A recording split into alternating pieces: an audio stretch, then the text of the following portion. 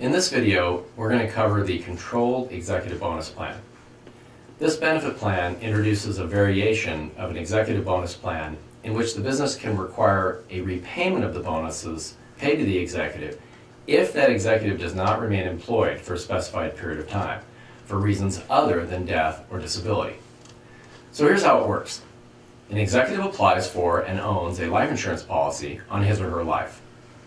The executive's family is the beneficiary. The employer pays policy premiums through a series of annual bonuses to the executive. However, the executive's access to policy cash is typically restricted until retirement through a policy endorsement filed with the insurance company. Through a separate employment agreement, the executive agrees to reimburse the employer for bonuses paid if the executive does not remain employed for a specified period of time, for reasons again other than death or disability. Now, here are the advantages to the executive. Number one, a substantial amount of life insurance protection is made available at little or no out-of-pocket cost. Number two, the death benefit protection helps provide some peace of mind for both the executive and his or her family. Number three, the executive's policy cash values represent a significant equity asset, and usually only at retirement, the executive may use policy loans or withdrawals in order to supplement other retirement income. And this is why this benefit arrangement is often referred to as a plan with deferred access. The advantages to the business. Number one, an employer can deduct the bonuses paid to the executive provided that it represents reasonable compensation. Number two, because of the policy endorsement, the business is certain that the policy's cash values will be used as planned. Number three, the plan helps create a nurturing environment for executives, thus reducing replacement and retraining costs considerably. And finally, number four, the employer is free to select which executives are covered and what rights and benefits are provided.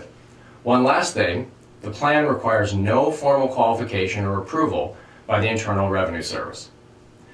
Bob Ritter is president of InsMark, and he writes a terrific weekly blog on a variety of life insurance concepts. For those interested in learning more about the Controlled Executive Bonus Plan, I recommend you Google Bob Ritter blog, select blog archives, and look for blog number 43, Golden Handcuffs for Tom Hamilton, dated March 3rd, 2014.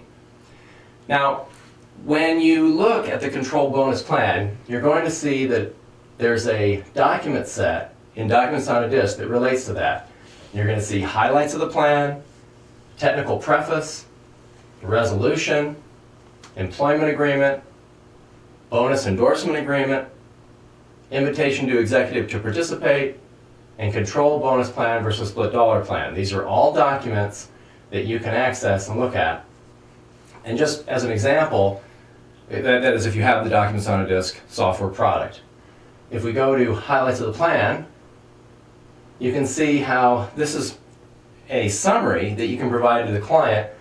And again, you can see it has the highlights of the plan, talks about how the policy is endorsed, and then it gets into the advantages to the business, advantages to the executive, tax consequences, and so on.